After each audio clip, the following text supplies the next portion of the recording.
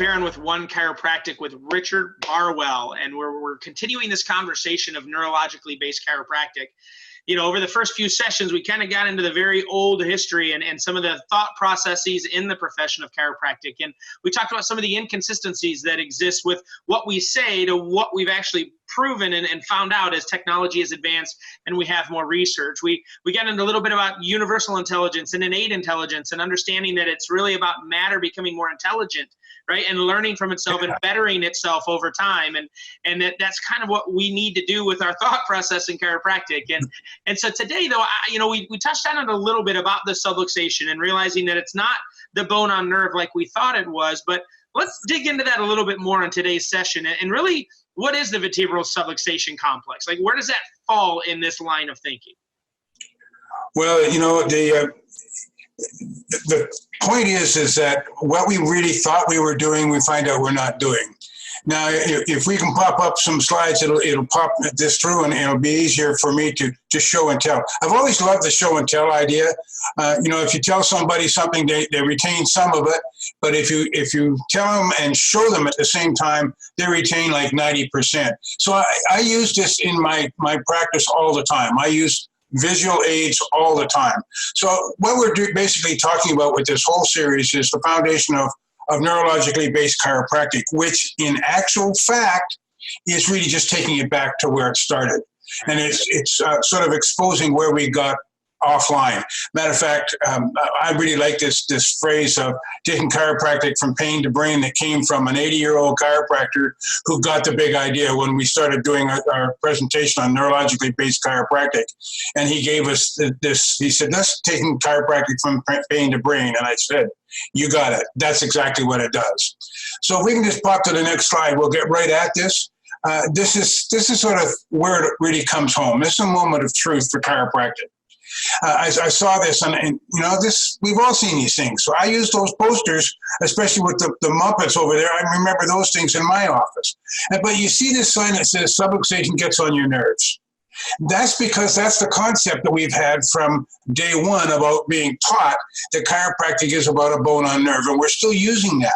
And unfortunately, that's showing that doesn't exist. That was just a theory at the time. And as long as we continue to present this as being chiropractic, we have a problem. Chiropractic cannot grow past being a mechanical issue.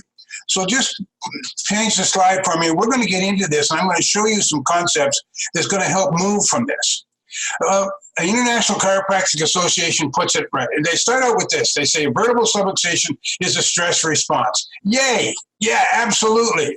We talk about that the three T's behind what creates the vertebral subluxation. But then you see that they kind of lose it, and they go back to their original sort of stand. Muscles go into spasm. They don't say why. Spinal bones lock up. They don't say why. And adjacent nerves are choked or chapped. That's not the case.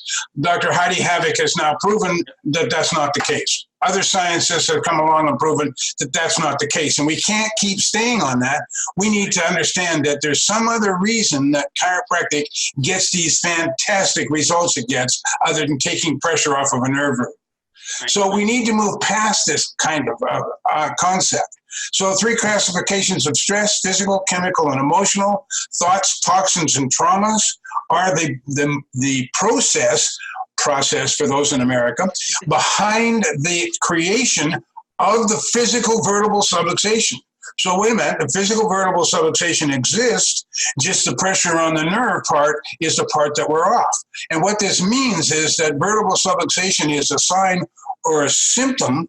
It is not the cause of all illness and disease. Right. Well, that sort of means that we have to move our thinking. Let's pop to the next slide. I like this one. Okay? Moment of truth for chiropractic. There's a paradigm shift that we have to make. Punjabi says there's 3 systems in the body. The first system is the passive system.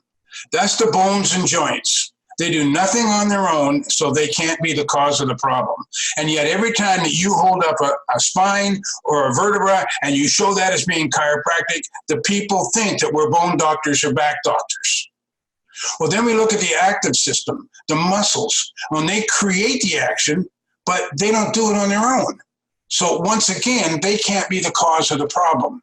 So just showing a chart with muscle activity isn't showing the real truth of the matter here. Muscles don't do it on their own, so there's got to be something else involved, which moves us to the third system, and that's the nervous system, which is the control system. It's the central organizing authority and the seat of all dysfunction that reaches all the way down to the cellular level.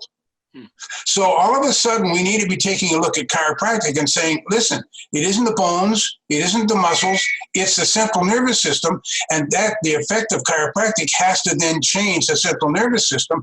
That's where our power is. That's where we have to focus. And the rest of this talk, the rest of these series, we're going to continue to focus on this, and I want to walk you all the way through from where we are challenged with the information that we started with the first of the series, on down to show you the power of the adjustment to change the absolute center and core of the central nervous system.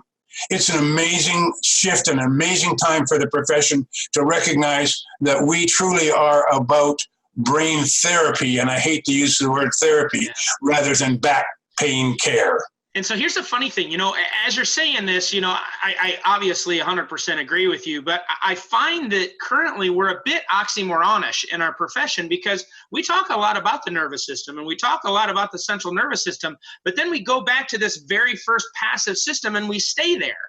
And we don't really, but we talk about the brain and the nerves and the neurology, and the brain controls everything, but then we kind of still go back and get stuck in the passive system, and we don't really go beyond that when it comes to actually communicating care with our patient. And which is why our retention is what it is, which is why the general public gets confused as to why they're still coming back. That if I feel better and you got that pressure off that nerve, then why am I still going? And what we've manifested as part of our story is that, well, it's because you're not going home and living on a couch. I used to say forever that, listen, if you're going to go home and live in a bubble, you probably only need to be adjusted 2 or 3 times. But if you're going to go out and live your life, and you're going to keep getting into car accidents, and you're going to keep eating bad, and you're going to keep thinking horribly, your 3 T's, then, we got to keep adjusting you to prevent all of those things from continuing to break down the body. And, although some of that's true, it just changes when you get into the nervous system and you start understanding what the adjustment actually does. It really does change that conversation. And all of those things,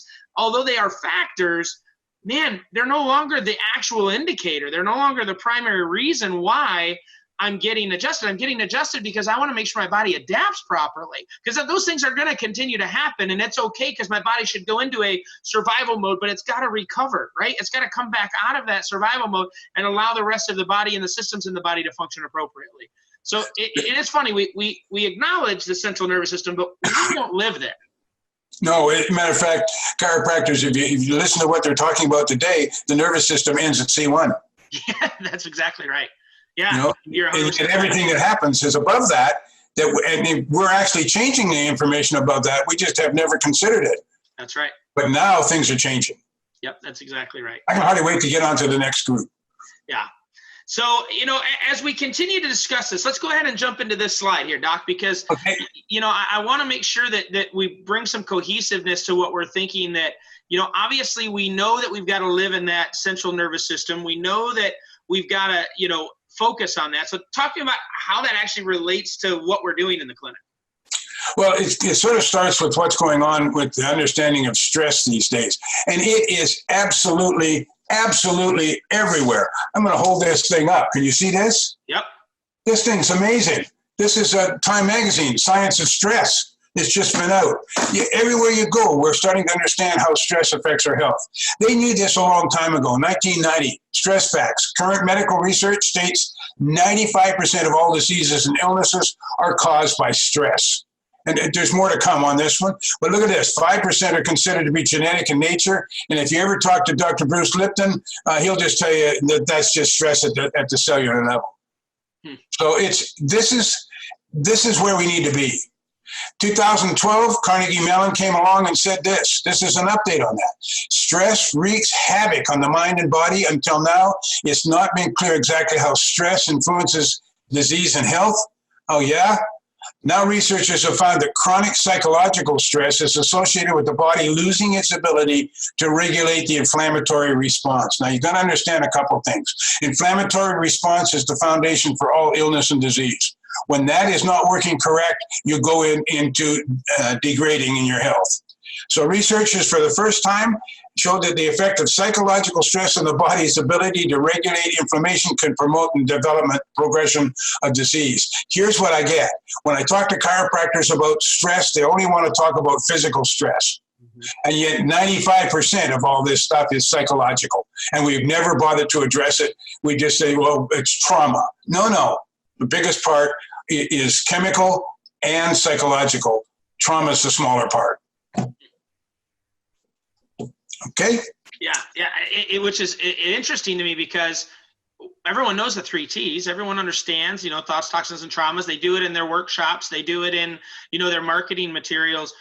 But we seem to, because we don't feel equipped, we don't follow through with that. We stop at that one level of physical stress because it's what our patients can connect to, right? And we feel grounded, and we always default to the conversation that's easiest to have with our patients, which is why we don't believe in pain, but that's all we talk about is pain, right? I mean, I teach this when I work with an office with their software and their forms and all of that. They're like, no, we're not about how you feel. We're about why you feel that way. Well, then why is your entire conversation with the patient about how they feel?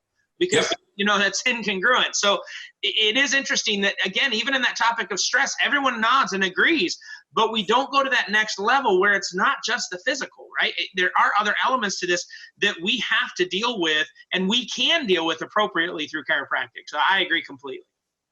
One of the things I'm going to do here is I'm going to delve in quite deeply as to how stress really affects the parts of the brain, because you really need to understand that how this stuff comes into being to understand what chiropractic does to undo it. And that's what the key is. So we're going to be doing some, for instance, we're going to talk about the prefrontal cortex. We're going to talk about various areas of the brain and the effect that stress has on that and how that feeds downstream in the body and creates the problems. So that when I get to the point where we're doing the information on the adjustment, you understand how that then returns it back into normal. So we need to understand this stuff. We need to take a look at the brain and start going back to when we were supposed to be paying attention when we were at university and learning about this stuff, but we were too busy looking at something out the window, Yeah. Well, I'm going to stop you there, and we're going to end this session on this, and then we'll kick right back in with this idea of how it affects the actual brain and the prefrontal cortex and all that great stuff. Because I think that's a great place to start our next session. So I can hardly wait. Yeah, I hope you can sense Doc and I's energy here. We love this stuff. Like it goes by fast when we're doing these recordings, and I'm selfishly eating this up because it's just another review for me of the things that I've been learning from Dr. Barwell over the years. And so I hope you're loving these sessions. Again, I want to remind you, our mission is to educate people. And we believe that this information changes the way we're actually going to start, interacting with each other. So I really want you to share this information with your colleagues, share it with your state organizations. I know Dr. Barwell loves going across the country talking about this stuff. So if there's an opportunity for him to come to your state and hold a face-to-face conversation, I'm speaking for you, Doc, but I'm sure you're good with that, yes? Yep. Yeah, hey, that's what I got to get this word out. That's the intent of all of this, is to change the profession for the better. That's right. And we believe wholeheartedly, we're actually going all in on this, that this conversation gets rid of the Hatfield and the McCoy stuff. It gets rid of the hate straights against the mixers. It gets rid of philosophical versus evidence-based, because we are using the evidence to actually update, if you will. I don't want to say change or refute, but to update the premise of what the subluxation is, why it's still valid, but it's bigger than just that subluxation. We got to figure out what's causing that. And when we figure out what's causing it, then we understand the effect we have with the adjustment.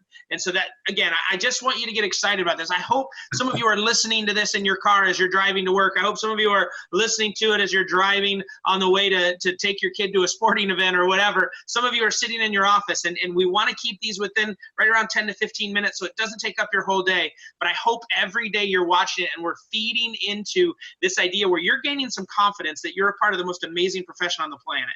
And we love you for doing what you do, and we love that you love what we love. So keep watching these series. I was just talking to Doc before we started our series. We've just added about 5 more videos to this because we keep tapping into new ideas that we want to share. So this series is going to go for a while, and hopefully we're just going to keep feeding you great information that changes your confidence level and allows you to be the best version of yourself. So we appreciate you. We love you, and we'll see you at the next video. Take care, guys.